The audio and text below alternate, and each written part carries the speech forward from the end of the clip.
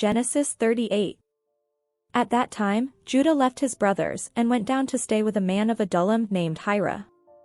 There Judah met the daughter of a Canaanite man named Shua.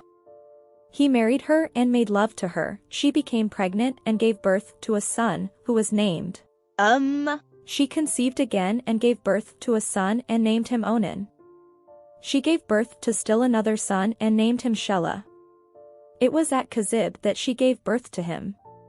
Judah got a wife for his firstborn, and her name was Tamar. But Judah's firstborn was wicked in the Lord's sight, so the Lord put him to death.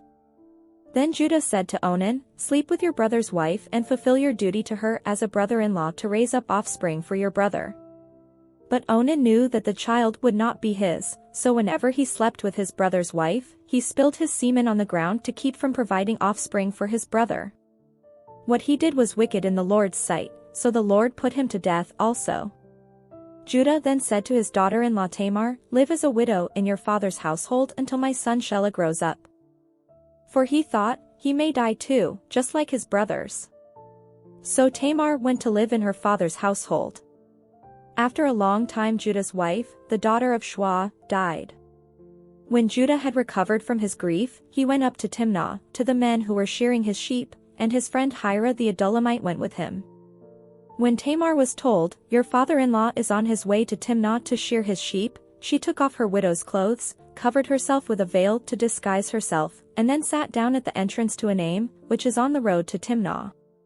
For she saw that, though Shelah had now grown up, she had not been given to him as his wife. When Judah saw her, he thought she was a prostitute, for she had covered her face. Not realizing that she was his daughter-in-law, he went over to her by the roadside and said, "Come now, let me sleep with you."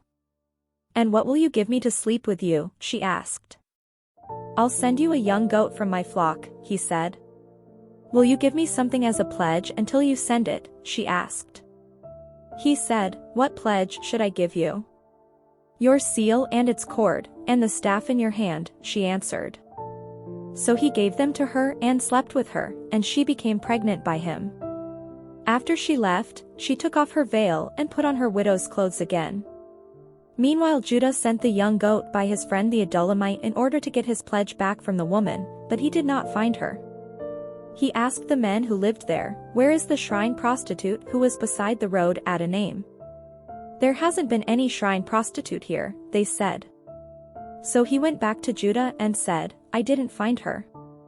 Besides, the men who lived there said, "There hasn't been any shrine prostitute here." Then Judah said, "Let her keep what she has, or we will become a laughingstock.